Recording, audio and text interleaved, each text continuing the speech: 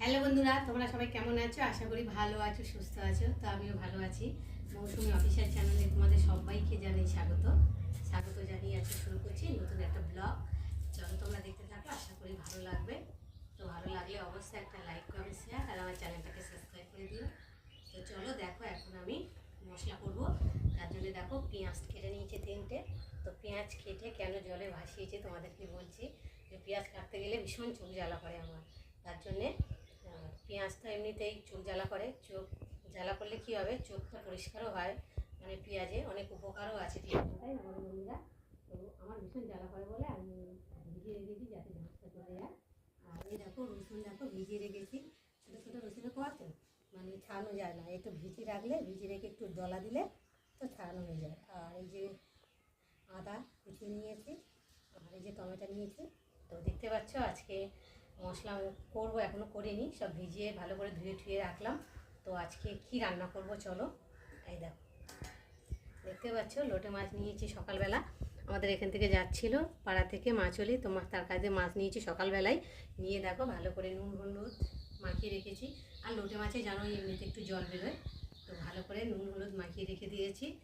তো সকাল সকালে নিয়েছি, তো রান্না করতে বেলা হবে বলে নুন হলুদ মাখিয়ে রেখেছি যাতে মাছটা না নষ্ট হয়। তো দেখতে পাচ্ছ। আর এখন আমি এই যে বটিটাকে বন্ধ করে নিলাম, নিয়ে আর এখন শিলে বাড়বো।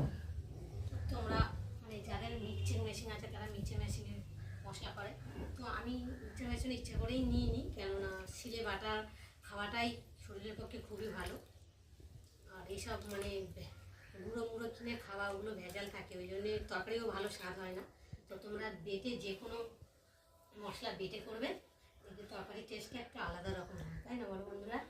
তো একটু কষ্ট হয় যদিও, তবু কষ্ট হলেও কী হবে, তো খেতে ভালো লাগবে আর শরীরের পক্ষেও ভালো।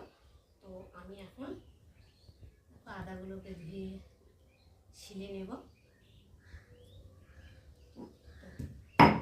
বাবা কি জন্য একটা আওয়াজ হলো। তো দেখো আমি এখন আদাটা ভালো করে বেটে নেবো। এখন যা মানে প্যাকেটে উঠেছে মিক্সচারে, মানে প্যাকেটে মানে পাওয়া যায় আদা রসুন পেস্ট, ওগুলো ভালো হয় না, গন্ধ হয়, তরকারিতে খেতেও তেমন স্বাদ হয় না। আমি একবার নিয়ে ঠকেছি, সেই থেকে আমি আর কিনি না। তো তার জন্য দেখো আমি এখন শিলে ভালো করে সবগুলো ভালো করে বেটে নেবো, তারপর রান্নায় যাবো। ওদিকে ভাত হচ্ছে একদিকে, আর একদিকে ডাল বসিয়েছি, ডাল সেদ্ধ হচ্ছে। ডাল সেদ্ধ হয়ে গেলে জল দিয়ে আমি ফোড়ন দেবো। আমি আগে ডালটা ভালো করে সেদ্ধ করে নিই, অনেকে আছে প্রেশারে করে, তো আমি প্রেশারে করি না, কেননা প্রেশারে করলে তো মানে কেমন গাঢ় গাঢ় হয়ে যায়, টেস্টও লাগে না, খেতে ভালো লাগে না। তার জন্য আমি আগে সেদ্ধ করে তারপরে জল দিয়ে ভালো করে ফুটিয়ে নিয়ে তারপর ফোড়ন দেয়। বন্ধুরা দেখো মশলা করে চলে এলো রান্নায়, কড়া গরম হয়েছে আর তেল দিয়েছি, তেলটা গরম হয়েছে। আর দেখতে পাচ্ছ লোটে মাছ নুন হলুদ মাখিয়ে রেখেছি, আর সরু সরু করে আলু কেটে নিয়েছি মাছের জন্যে। আর এখানটায় দেখতে পাচ্ছ মশলা করে নিয়েছি। তো কী কী মশলা করেছি তোমাদের সঙ্গে শেয়ার করেছি। তো চলো এখন কড়াটা গরম হয়ে গেছে, আর এখন আমি পেঁয়াজগুলো দিয়ে ভালো করে ভাজবো।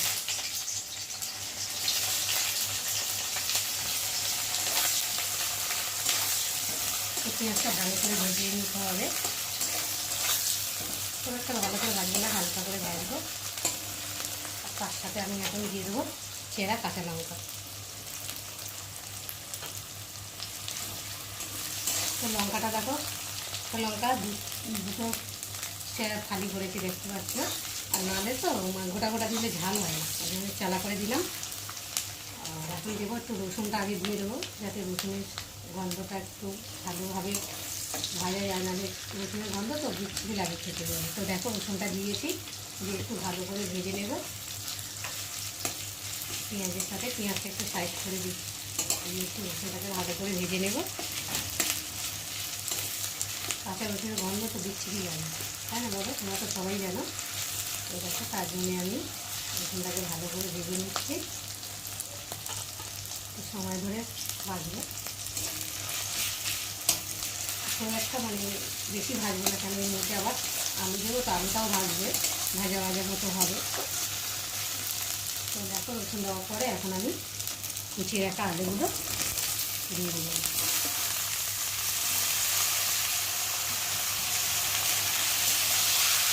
আলুটা একটু ভালো করে নেড়ে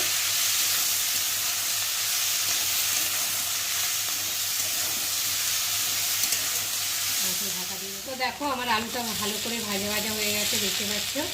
আর এখন আমি এর মধ্যে মশলা দেবো, আদা বাটা আর জিরে বাটা দিলাম, আর রসুনটা আগে দিয়ে ভেজে নিয়েছি। আর দেবো টমেটো, দেবো হলুদ, দেবো স্বাদ মতো নুন, আর দেবো একটু গুঁড়ো লঙ্কার গুঁড়ো দিয়ে ভালো করে নেড়ে একটু কষিয়ে নেব।